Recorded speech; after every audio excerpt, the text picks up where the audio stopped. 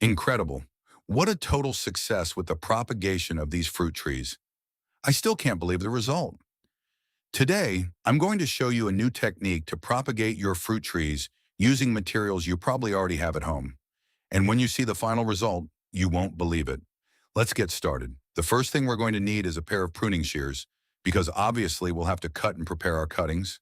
We'll also need a small basin, which is where we're going to carry out practically the entire propagation process, and a utility knife that we'll use a little later on. We're also going to need some cinnamon powder. You probably already have a little bit at home, and later on I'll show you exactly what we're going to use it for because it's going to have a very important role in this method. And now comes one of the secrets of this propagation: willow leaves. This is very interesting for us because willow contains natural compounds related to rooting, and it'll help us prepare the water where we will keep our cuttings. And of course, we also need the stars of this video, our cuttings. In this case, we are going to try with 3 different fruit trees: a lemon tree cutting, a peach tree cutting, and a guava tree cutting. And finally, we will need a small sheet of expanded polystyrene. Depending on the country, you probably know it as styrofoam, white cork, anime, unicell, or even telgopor. Now let's begin the process. The first thing to do is to get our cuttings. To do this, we go straight to our fruit trees, and with some pruning shears, we cut a branch from the guava tree, another from the lemon tree, and another from the peach tree. Once we have the 3 cuttings, we're going to prepare them. We remove the small twigs and practically all the leaves.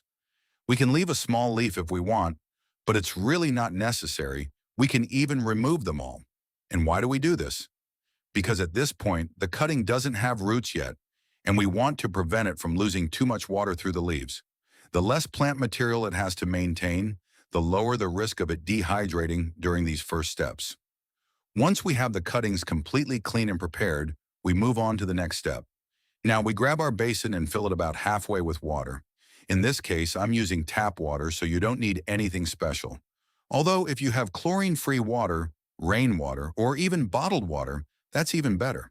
And now comes one of the big secrets of this method: willow leaves.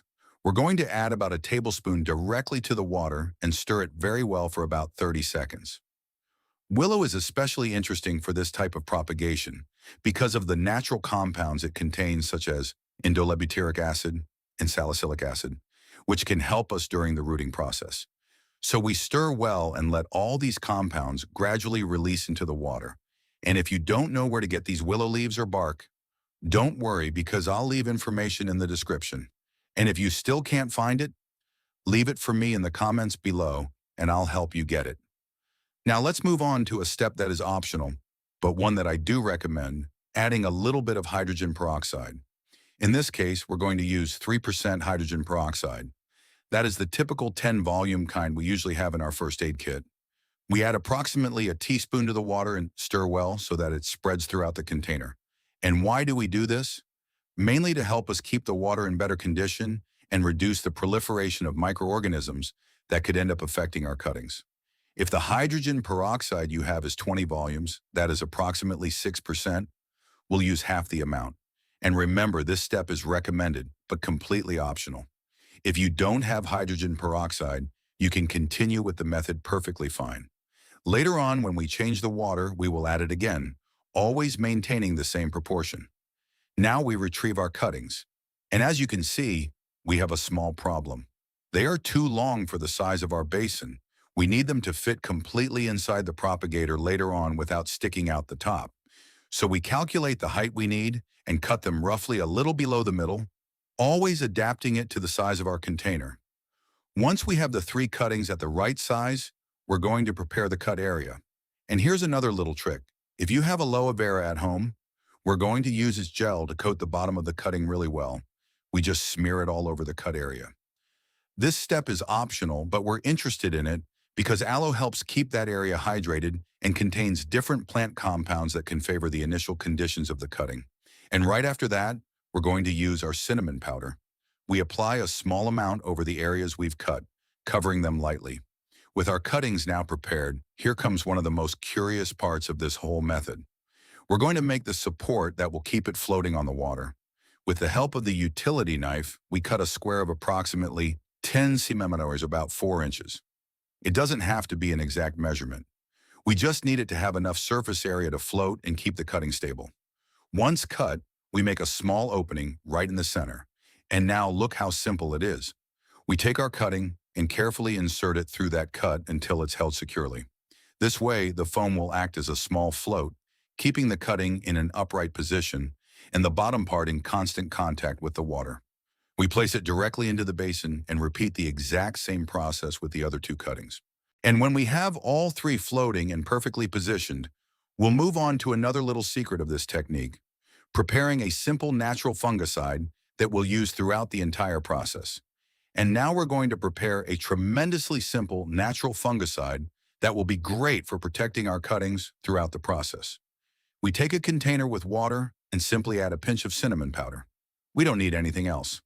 We stir it very well for a few seconds so that the cinnamon is as well incorporated into the water as possible. But pay attention because we are not going to pour this mixture directly into the sprayer. If we do it that way, the cinnamon particles could end up clogging the nozzle. So we grab a small piece of cotton cloth or any fine fabric we have at home and use it as a filter. We gradually pour the entire mixture through the cloth directly into the sprayer. This way, the larger cinnamon particles get trapped, and we only use the filtered liquid. Once we have it, we close our sprayer, lightly spray all the cuttings, and set it aside because we'll use it again during maintenance. And now, yes, we have practically everything ready. The next step will be to turn this simple tub into a small greenhouse for our cuttings. Now we simply cover our tub with a black plastic bag and secure it well around the edges to create that greenhouse effect, which will maintain high humidity inside. We place it in a spot with good light, but very importantly, never in direct sunlight. And the maintenance is very simple. Every 3 or 4 days, we open it up, lightly mist our cuttings, and check the condition of the water.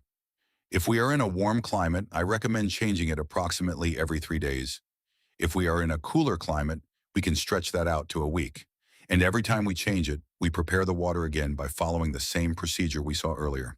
And now all that's left is to let our propagator do its work and wait to see if we've actually managed to root our fruit trees.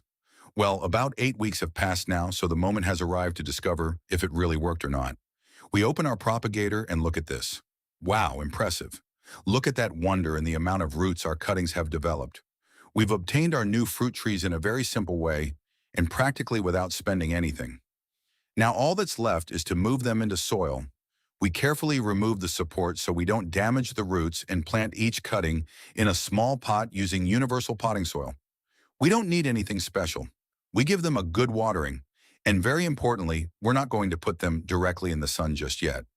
First, we need to acclimate them.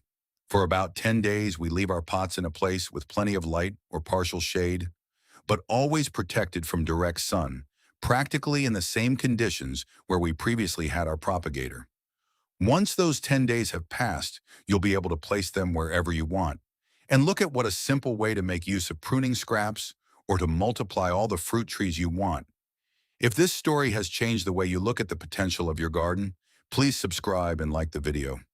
We are uncovering the natural secrets that help you grow your own future. Your support helps us keep sharing these treasures. The next garden breakthrough will be opening up soon.